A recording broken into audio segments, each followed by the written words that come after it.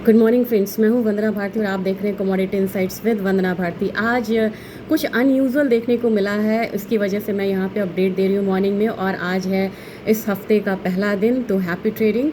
मैंने कल आपसे एक अपडेट दिया था कि यहां पे गोल्ड प्राइसेस हो सकता है कि एक अपसाइड मूवमेंट लेके आए, क्योंकि जियो पॉलिटिकल टेंशंस बहुत बढ़ चुकी हैं। स्ट्रेट ऑफ हॉर्मुज़ का यहाँ पे क्लोज़ करने का ईरान का जो पार्लियामेंट कह सकते हैं, उसने यहाँ पे एक हामी भर दी है, लेकिन अभी तक क्लोज़ नहीं हुआ है। बिल्कुल वहाँ से सप्लाई लाइन स्मूथ है, लेकिन इसका इम्पैक्ट आता है, बार बार मैं कहती हूँ, इंश्योरेंस प्रीमियम पे आता है, फ्रेट चार्जेस पे आता है, शिपमेंट्स वहाँ से डाइवर्ट होने लगती, इन सब चीज़ों से आता है, जिसकी वजह से हम लोगों ने क्रूड में देखा है 2% का अपसाइड है।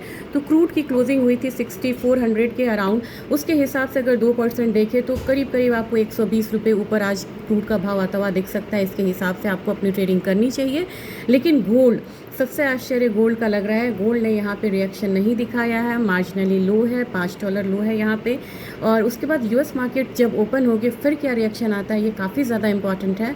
तो आज इवेंट रिस्क से ज़्यादा मुझे, इकोनॉमिक रिलीजेस से ज़्यादा मुझे चिंता रहेगी यहाँ पे कि किस तरीके का वॉर का यहाँ पे डेवलपमेंट होता है। और जब यूएस मार्केट ओपन होती है तो यूएस मार्केट ओपन होने के बाद क्या रिएक्शन आता है। इनिशियली यहाँ पे देखा गया है कि तेल अवीव हो चाहे मिडिल ईस्ट हो, उन्होंने इग्नोर करा है ये वॉर के न्यूज़ को, और उनका जो स्टॉक मार्केट है वो स्ट्रॉन्ग ओपन यहाँ पे दिखा रहा था।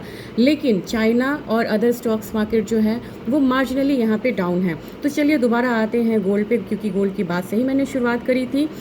गोल्ड अपने 3 टेक्निकल एवरेज से यहाँ पे ऊपर ट्रेड हो रहा है, वो है 50 डेज़, 100 डेज़ और 200 डेज़। तीनों एवरेजेस से ऊपर है, तो ये कंफर्टेबल सिचुएशन है।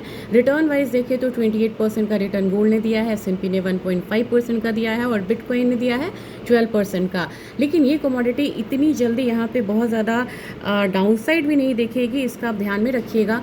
$3350 हमारा पहला सपोर्ट रहेगा इनिशियली ग्लोबल मार्केट में, फिर 3300 का डॉलर का है, और अपसाइड कहीं भी फिलहाल कैप रहेगा 3400 के करीब। उसके हिसाब से हमारा मार्केट जो है एक बार 98,400 से नीचे जब तक यहाँ पे क्लोजिंग नहीं देता है तब तक इसे हम बहुत ज़्यादा डाउन नहीं मानेंगे। तो पहला सपोर्ट 98,400, दूसरा हमारा 97,000 रहेगा, और पहला रेजिस्टेंस 1 लाख और दूसरा रेजिस्टेंस रहेगा 1,02,000 के करीब रहेगा, 2000 पॉइंट ऊपर। तो फिर से मैं आपको वो कर दूँ, 2 रेजिस्टेंस में दे रही हूँ ऊपर का, 2 सपोर्ट दे रही हूँ। पहला सपोर्ट 98,400, दूसरा 97,000। पहला रेजिस्टेंस आपको 1 लाख का रहेगा, दूसरा रेजिस्टेंस 1,02,000 का रहेगा। सिमिलरली अगर सिल्वर की बात की जाए तो $36 के करीब है, ये बिल्कुल रेंज में है ये कमोडिटी। और सिल्वर 1,06,000 के करीब है, तो आज का जो दायरा रहेगा 1,04,000 से लेके 1,08,000 का रह सकता है। बायस बिल्कुल साइडवेज है, तो देखना होगा, थोड़ा सबसाइड बायस ये ले सकता है बाद में। क्रूड ऑयल का मैंने आपको बता दिया है कि 6400 के करीब की क्लोजिंग थी। हो सकता है कि हम यहाँ पे 6550 6500 तक का लेवल आता हुआ देखिए क्रूड ऑयल में, तो फॉर श्योर यहाँ पे एक तेज़ी यहाँ पे आनी चाहिए।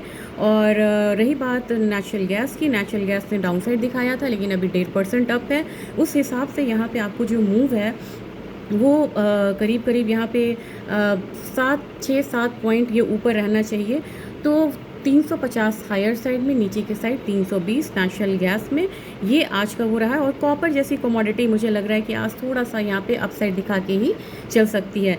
ये अपडेट था, और फिर मैं मिड नून में करती हूँ अगर कोई ट्रेंड यहाँ पे चेंज हुआ तो। Thank you.